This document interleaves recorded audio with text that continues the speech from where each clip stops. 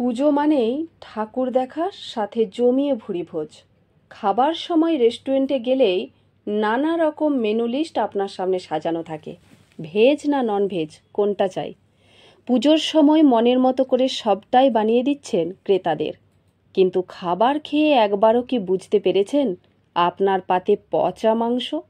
হ্যাঁ, এমনই চাঞ্চল্যকর তথ্য উঠে এসেছে কলকাতার ডায়মন্ড হারবার সহ একাধিক রেস্তোরাঁ থেকে। আসলে ফ্রিজের মধ্যে থাকা বাসি মাংস পুজোর সময় গরম করে ক্রেতাদের দেওয়া হচ্ছিল রান্না করে।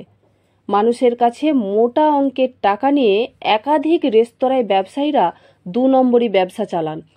৪ দিনের বাসি মাংস রাখা আছে ফ্রিজে। পচা মাংসের বিরিয়ানি থেকে গন্ধ বের হচ্ছে, এমনটাই বলছেন আধিকারিকেরা। আরও জানা যাচ্ছে, রেস্তোরাঁয় অস্বাস্থ্যকর পরিবেশে খাবার রান্না হচ্ছে। প্রতিদিনের ব্যবহৃত বাসনপত্র সেগুলিও অত্যন্ত নোংরা এবং দুর্গন্ধ ছড়াচ্ছে। রেস্তোরাঁয় নেই নিয়মকানুন, যেগুলো রান্না হচ্ছে সেগুলি বাসি। নেই কোনো পরিষ্কার পরিচ্ছন্নতা।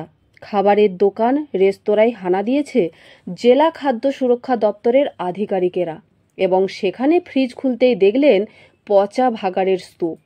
ধরা পড়তেই আমতা আমতা করছেন ব্যবসায়ীরা। আধিকারিকেরা পচা মাংসের বিরিয়ানি পুকুরের জলে বিসর্জন দিলেন। দোকানদারদের সতর্ক করা হয়েছে। আধিকারিকেরা বলছেন, যে নিয়ম সঠিকভাবে পালন করা উচিত সেগুলি নেই। 7 দিনের মধ্যে সুরক্ষাবিধি পালন করবে। শুধুমাত্র মাংস নয়, সমস্ত বেবি ফুড, মিষ্টির দোকানেও চলছে 2 নম্বরই কারবার। এ ব্যাপারে কতটা নিয়ম পালন করবেন সেটাই সময় বলবে। মানুষ পয়সা দিয়ে খাবার খাবে, সেখানেও শান্তি নেই। একটা খাবার যে টেম্পারেচারে রাখা উচিত সেটাও দোকান কর্তৃপক্ষ করছে না, যেন গালে চড়িয়ে টাকাটা নিয়ে নিচ্ছে। তাই এবছরের শারদীয়ার স্পেশাল মেনু গন্ধযুক্ত পচা মাংস। আচ্ছা, রেস্তোরাঁর খাবার আপনার স্বাস্থ্যের পক্ষে ক্ষতিকর নয় তো? একটু ভাবুন।